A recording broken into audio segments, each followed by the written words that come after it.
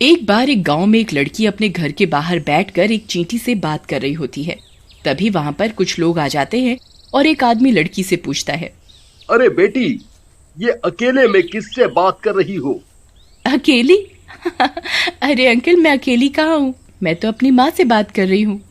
माँ? कहाँ है माँ? मुझे तो कोई नहीं दिखाई देता। तभी वो लड़की चींटी को उठाती है और उस आदमी के आगे कर देती है। यही है मेरी माँ अंकल। चींटी? ये चींटी कैसे तुम्हारी माँ हो सकती है बेटी? एक बार की बात है, एक गांव में सीमा नाम की एक औरत अपनी बेटी पूजा के साथ रहती थी। वो देखने में ज्यादा खूबसूरत नहीं थी और बहुत ही ज्यादा गरीब थी। इसी कारण वो गांव वालों से भी थोड़ा अलग थलग रहती थी। इसी कारण गांव वालों को उस पर शक हो जाता है कि वो जरूर टोना टोटका करती है। एक दिन जब वो गांव के हैंडपंप से पानी भरने आती है, उसकी बेटी पूजा भी उसके साथ होती है। तभी रीता नाम की औरत, जो कि गांव की और औरतों के साथ पानी भर रही होती है, उसे ताने देने लग जाती है।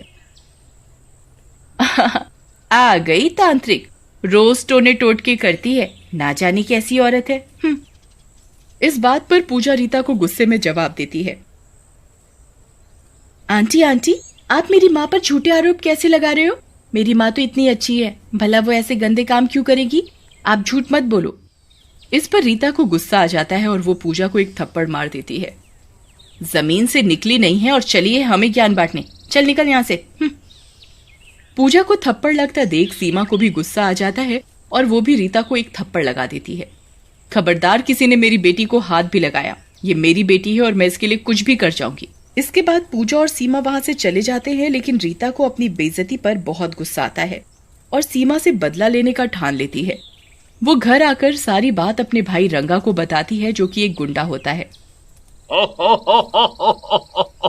कैसी बहन है तू मेरी? एक औरत से पिट के आ गई। अरे तू रंगा की बहन है, मेरी नाक कटवा दी तूने लोगों के सामने। भाई ऐसे मत हंसो, तुम्हें नहीं पता कि मेरी कितनी बेइज्जती हुई है। अब कुछ करो नहीं तो मैं अपनी जान दे दूंगी।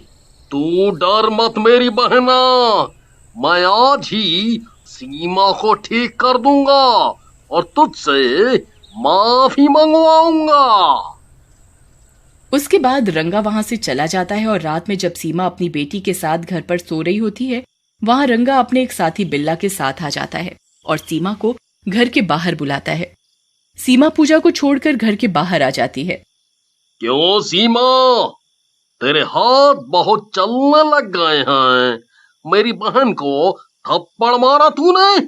देखो रंगा भैया, अब कोई मेरी बेटी को भला बुरा कहेगा तो मैं बर्दाश्त तो नहीं करूंगी, चाहे वो कोई भी हो। इसीलिए मैंने उसे थप्पड़ मारा, और अगर रीता आगे भी ऐसा कुछ करेगी तो मैं उसे दोबारा मारूंगी। इस बात पर रंगा को सीमा पर गुस्सा आ जाता है और वो सीमा को कंधे पर से उठाकर झाड़ियों के पीछे लेकर चला जाता है। बहुत झांसी की रानी बनती है। रुक, तुझे अभी बताता हूँ। जिस लड़की के लिए इतना बोल रही है, उससे मिलने के लिए तरसेगी तू अब।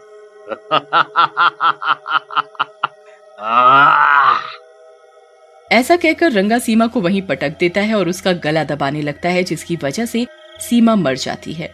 ये क्या किया रंगा भाई? आपने तो इस सीमा को मार दिया।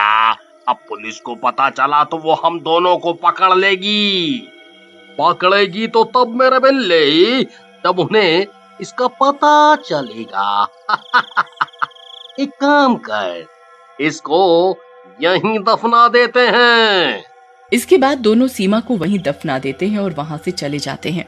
लेकिन सीमा की आत्मा अपनी बेटी के प्यार के कारण वहां से जा नहीं पाती और पूजा के सिरहाने बैठ जाती है। अगले दिन पूजा उठती है और अपनी माँ को देखती है, लेकिन उसे सीमा कहीं नहीं दिखती और धीरे धीरे रात हो जाती है। माँ, तुम कहाँ चली गई? मैं तुमसे कभी जिद नहीं करूंगी और न ही कुछ मांगूंगी, बस एक बार आ जाओ। माँ, मुझे बहुत भूख लगी है। माँ, माँ। पूजा को ऐसे देख सीमा की आत्मा पूजा को छूने की कोशिश करती है, लेकिन उसे छू नहीं पाती। हे भगवान, मेरी मदद करो, ये क्या हो गया? मैं अपनी बेटी को भी नहीं छू पा रही, ये क्या हो रहा है भगवान? तभी सीमा की नजर वहां से जा रही एक चींटी पर पड़ती है। ठीक है भगवान, आप यही चाहते हो तो यही सही। ऐसा कहकर सीमा की आत्मा उस चींटी में समा जाती है। देखते ही देखते चींटी एकदम से इंसानों की साइज की हो जाती है और वो पूजा के पास चली जाती है। पूजा इतनी बड़ी चींटी को देखकर डर जाती है। उसका शरीर तो चींटी का होता है और मुंह चुड़ैल का। बेटी डर मत, मैं हूँ सीमा, तेरी माँ। मेरी माँ? नहीं नहीं, तुम झूठ बोल रही हो। मेरी माँ तो बाहर गई है, वो अभी आ जाएगी, तुम जाओ यहाँ से। नहीं बेटी, अब तेरी माँ कभी वापस नहीं आ पाएगी, वो इस दुनिया को छोड़कर जा चुकी है। आओ मेरे साथ। फिर सीमा पूजा को अपनी लाश के पास ले जाती है और उसे सारी सच्चाई बता देती है, जिसे सुनकर पूजा को गुस्सा आ जाता है। माँ, ये इन दुष्टों ने हमारे साथ अच्छा नहीं किया, तुम इनसे बदला जरूर लो ताकि ये लोग फिर कभी किसी के साथ ऐसा ना कर पाए।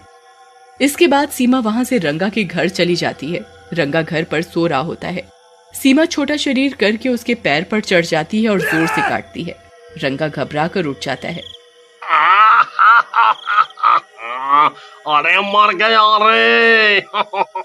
ये किसने इतनी जोर से काटा? हो लगता है शेर आ गया है जैसे। लेकिन जैसे ही वो अपने पैर पर चींटी को देखता है,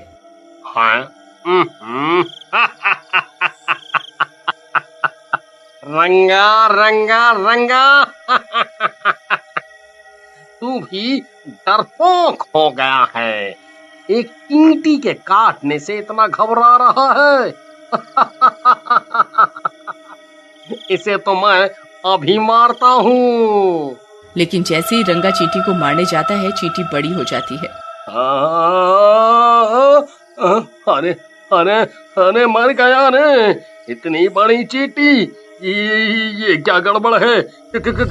कौन हो तुम चींटी तो नहीं लगती। सही कहा तूने, मैं तेरी मौत हूँ सीमा। तूने एक बेटी से उसकी माँ को अलग कर दिया, मैं तुझे जिंदा नहीं छोड़ूंगी। ऐसा कहकर चींटी रंगा को मार डालती है और उसका सर अपने हाथ में पकड़ लेती है। उसके बाद चींटी वहां से निकलकर रीता के घर जाती है और रीता घर पर अपने 2 बच्चों के साथ सो रही होती है। चींटी रीता को घर के बाहर से आवाज लगाती है। रीता, ओ रीता बहन, उठो, देखो कौन आए हैं। ओहो, कौन है? इतनी रात को भी चैन से नहीं सोने दे रहे। रुको, आती हूँ। लेकिन जैसे ही रीता घर का दरवाजा खोलती है, उसका पैर रंगा के सर से टकरा जाता है। ये क्या हुआ? ये रंगा को क्या हुआ? किसने किया? सामने आओ। तभी चींटी बनी सीमा उसके सामने आ जाती है। उसके हाथ में उसके 2 बच्चे होते हैं। रीता, ये सब मैंने किया है। मैं सीमा हूं जिसे तेरे भाई ने मार डाला था। मैंने उस दुष्ट को मार डाला है। अब तेरे इन बच्चों का नंबर है। तू ही बदला लेना चाहती थी ना, तेरे कारण ही मेरी मौत हुई है और मैं अपने बच्चों से अलग हो गई। नहीं नहीं सीमा बहन, मुझे माफ कर दो। मेरी गलती की सजा मेरे बच्चों को मत दो। मैं बदले की आग में अंधी हो गई थी, लेकिन मैं तुम्हें जान से नहीं मरवाना चाहती थी। माफ कर दो, मेरे बच्चों को छोड़ दो। तभी पूजा वहां आ जाती है। माँ, छोड़ दो इनको। अगर तुम इन दोनों में से किसी को भी मारोगी तो एक अनाथ हो जाएगा। माँ, छोड़ दो।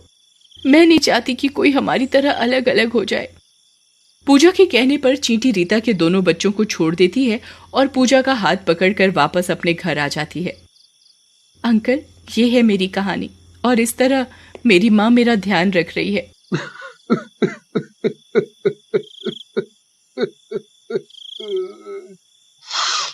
मेरी आंखों में आंसू आ गए। मैं एक पुलिस वाला हूँ और कई सालों से देश से बाहर था। तुम्हारी माँ की मौत के केस की तहकीकात कर रहा हूँ। काश तुम मेरी बेटी होती। तभी चींटी चुड़ैल के रूप में बड़ी हो जाती है। अरे रमेश, मेरे भाई तुम। पूजा, ये तो तुम्हारे मामा है। रमेश, मैं इस तरह अपनी बेटी का ध्यान नहीं रख सकती। मुझे एक न एक दिन तो ये दुनिया छोड़कर जाना ही पड़ेगा। क्या तुम मेरी बेटी को अपना सकते हो? मैं तो सचमुच धन्य हो गया। वैसे भी मेरी कोई औलाद नहीं है। मैं इसे बहुत ही प्यार से रखूंगा बहन। इसके बाद चींटी चुड़ैल पूजा को अपने भाई को सौंपकर गायब हो जाती है।